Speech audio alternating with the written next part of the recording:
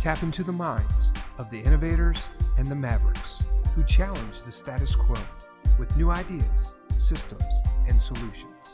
Welcome to Innovation Mavericks. Welcome to Innovation Mavericks. We're excited here at Five Plan Partners to have this vlog where we can educate and show people all the different innovations and ideas and legislation that's going on out there in our country. And with that, I am honored today to have Jeff Brabant with me with NFIB.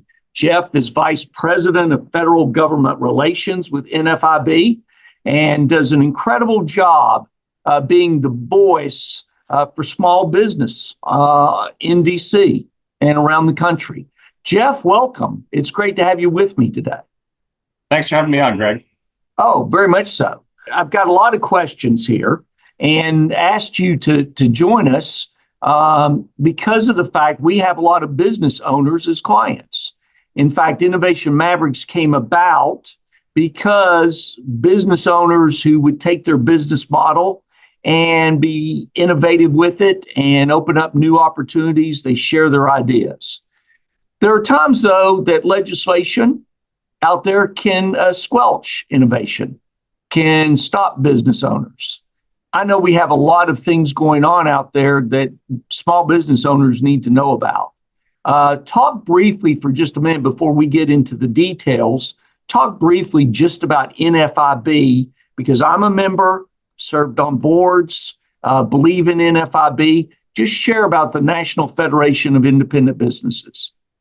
Sure, Greg. So NFIB represents about 300,000 small and independent business owners around the country. The I in NFIB is important. That's independent. One of the only rules to be an NFIB member is you can't be a publicly traded company. Right. So due to that fact, our members tend to be very small. The average NFIB member has about 7 to 8 employees. So we're talking about the real mom and pop businesses that are usually family owned, small independent businesses. So like I said, we have about 300,000 members around the country. We have one of the unique things about NFIB is if you become a member, you get advocacy at both the state and federal levels. So your one membership gets you a state lobbyist in all 50 capitals, and you get federal representation, both from myself and my team in Washington here. We have right now 7 different DC lobbyists. We also have an NFIB small business legal center that's active in the courts, representing small business interest in the courts as well. So that's how we operate. One of the key distinctions between NFIB and some other organizations is we are member driven. And when the founder of NFIB, Wilson Harder, in 1943 founded this organization, he was someone who thought, Washington doesn't hear from small business owners. Washington's only hearing from big business owners who can cut big checks to big lobbyists. And those are the only people that have influence in Washington. What do we do about that? And his idea was, well, if you get hundreds of thousands of small business owners to come together to pay a nominal fee, you could get a membership for less than $200. You can use that money, that nominal fee, to get serious representation in Washington and get some real input. And one of the other interesting things is we actually have a dues cap on our membership. So even if you want to go up to a certain amount, we're going to say, sorry, we love you. You're a great member. We can't take anything more from you because it's one member, one vote.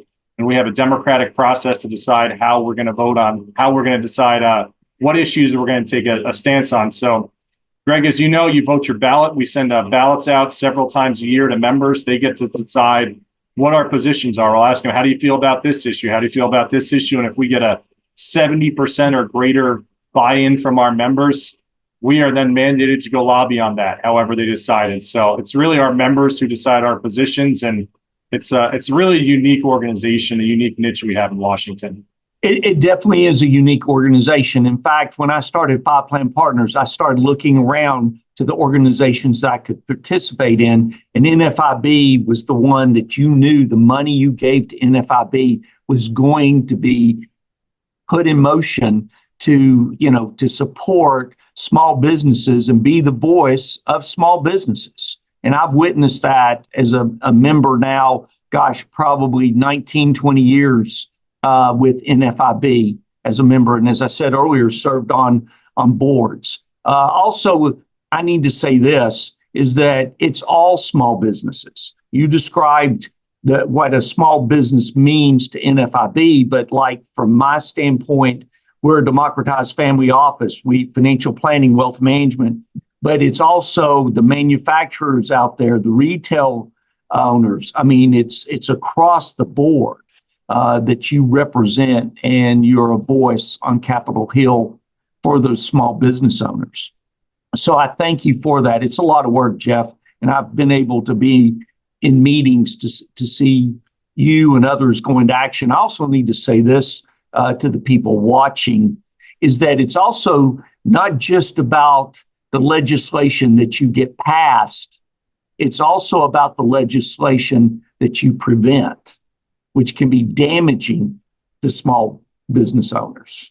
I think that needs to be said. I like the J.P. Morgan quote that is, if you're in business and not involved in politics, you won't be in business for long. So with that said, what are some of the issues right now that you feel like small business owners need to be fully made aware of, and also giving emphasis as to what NFIB can do for them? Sure. I'll touch on a couple to get started. As you know, we're involved in a whole host of things, but I'll try to touch on our top few issues. Yeah, please. Yeah. I know we could talk for several hours for that matter.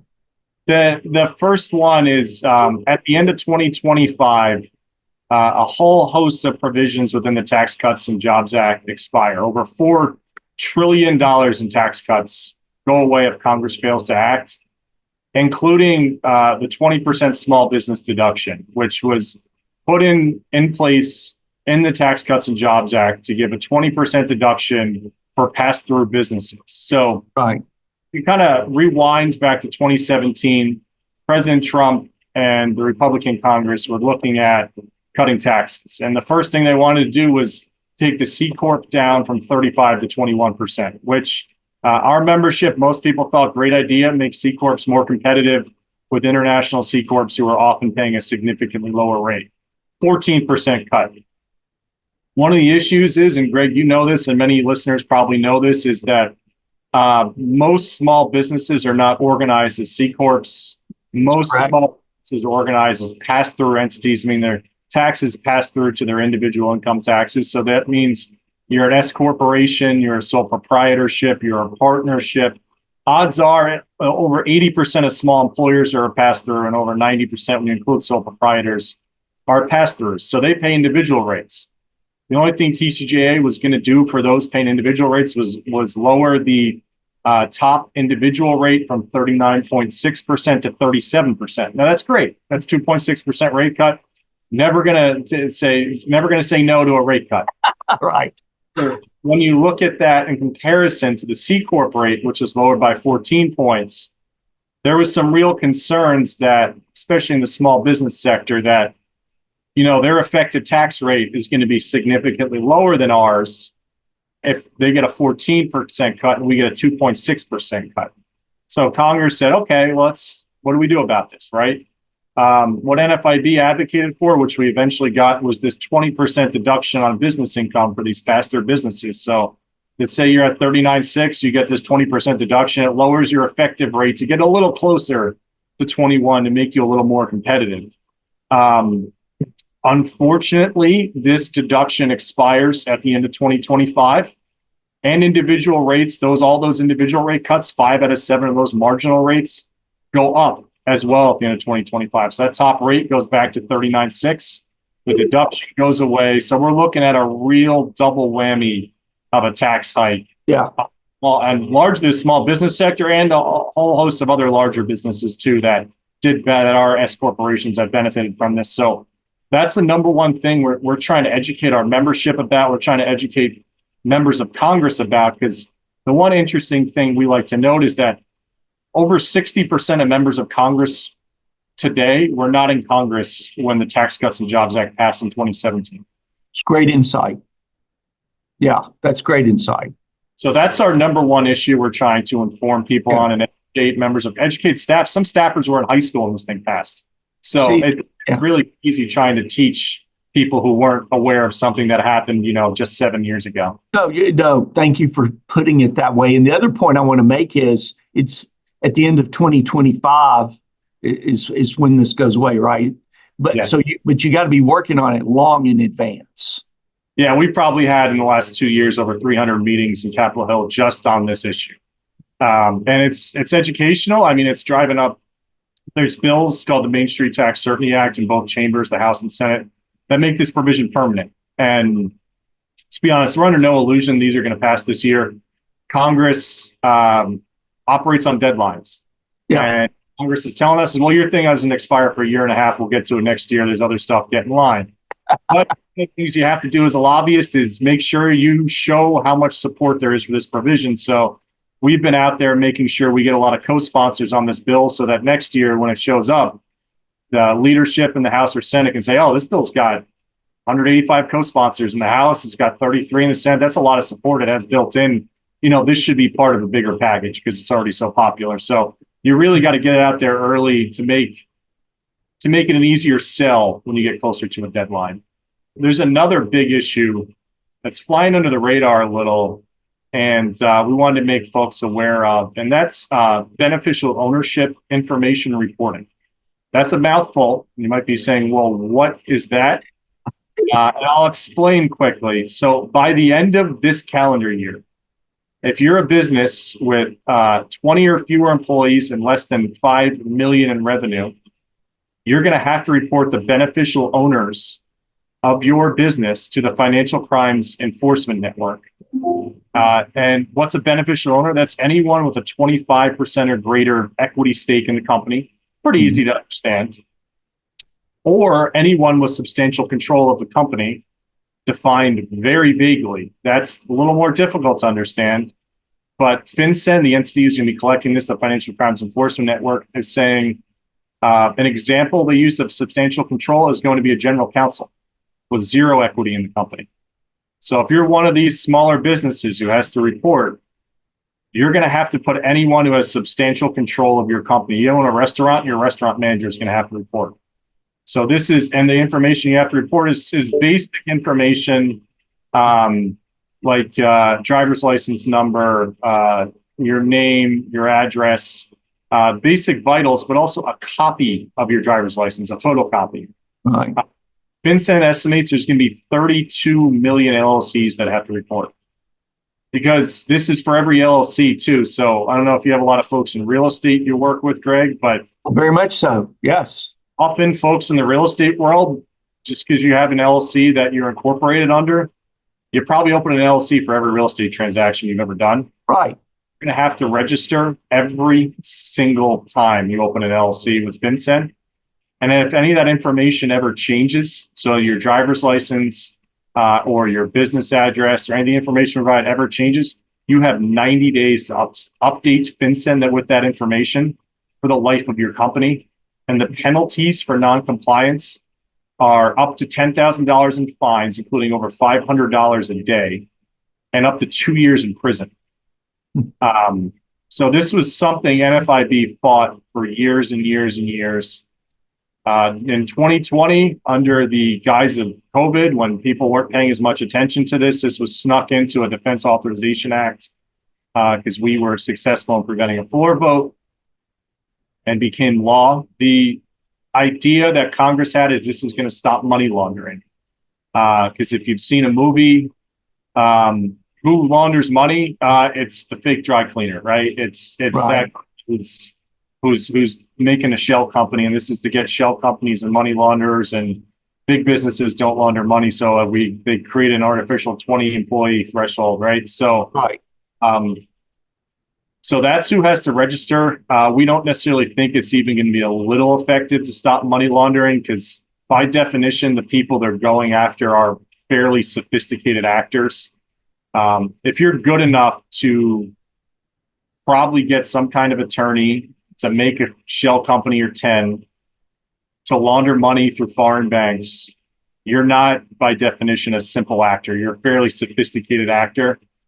And why that sophisticated money launderer would honestly tell FinCEN that they're a criminal enterprise and report their criminal enterprise to the government is beyond anyone's imagination. So our biggest concern is, hey, you're going to have 32 million LLCs, small business owners have to report this information for what? Are you actually going to catch anyone?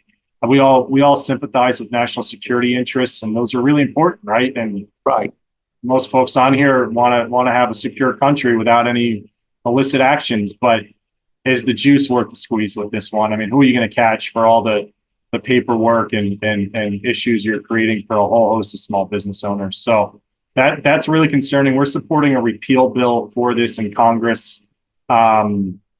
If anyone's interested in learning more about this, wants to support the repeal effort, as you know, Greg, if you go to our website at nfib.com, we have more information and a page where you can take action on this as well. Yeah, your website is excellent. I go to it on a regular basis.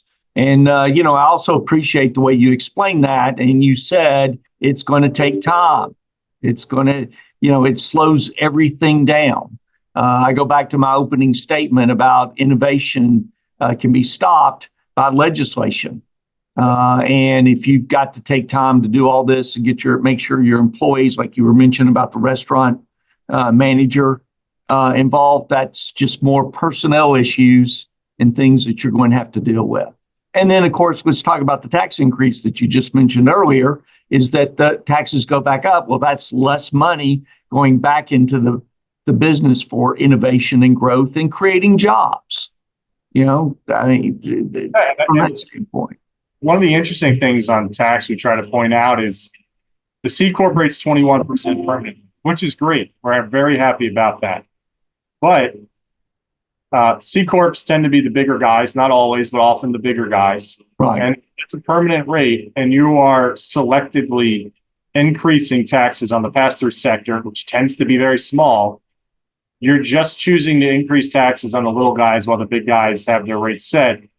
That has economic consequences, right? I mean, Congress at that point is choosing to increase taxes on one sector and not on another. And is that going to make small entrepreneurs more competitive or less competitive? I think the answer is pretty obvious there, right? It's going to be a significant issue, especially think about if you start a new business tomorrow, odds are you're starting as a sole proprietorship. When you hire some people, you might be an LLC sole proprietorship for a long time. You just get that LLC for your legal protections, right? But you're probably a sole proprietor. When you get a little bigger, maybe you'll become an S corporation. Maybe it'll be a partnership if you bring a partner in. All pass-throughs, but well over 9 out of 10 new startups are all going to be those pass-through businesses. So, I mean, this is a startup tax. This is an entrepreneurial tax. This has real implications. And one of the ways to try to explain this, I think, works across the aisle, depending on who you're talking to, is, a lot of people want to support their local Main Street business and talk a big game about support that Main Street business. We had a NFIB member from West Virginia in town to testify before the Ways and Means Committee. And he did a great job. He owns 3 independent coffee shops in rural West Virginia. And he was talking about how he's a pass-through, he's an S corporation, what would happen when these taxes go up, and what would happen in comparison to his competitors, like a Starbucks, right? Starbucks isn't seeing their taxes go up. He's like, my taxes, I own 3 coffee shops, they own 3 million. How, you're understanding you're putting me at a competitive disadvantage with them when most members of Congress talk the talk and say, hey, we really need to support the local Main Street business. We just hope they realize that when we have this deadline next year and they can decide what they want to do with small businesses' tax rates. Yeah, and I love that story because I also witnessed that during COVID when small business owners were being told to shut down, but yet the bigger companies, retail companies especially, could stay open and people could come in and out. And they're like, what's the difference? Why are you making us or people have to line up outside our store just because we're a smaller business? So you truly represent small business owners. As I mentioned before, if you are interested in getting involved, we always want more folks involved. I would say go to nfib.com. You can sign up to be a member there. And if you're not interested in signing up, you can learn more about the issues and even take action without signing up on our website. And there's all kinds of great resources at your disposal there. So I'll leave you with that, Greg. I want to encourage everybody, whether you're starting a business, you've been in business for some time. One of the best things I ever did as I started Five Plan Partners was become a member of NFIB. And I encourage all my clients that own businesses to participate. And Jeff is one of the reasons why. He's the caliber. He represents the culture, the values, and the determination to be a voice for small business owners. Jeff, I can't thank you enough.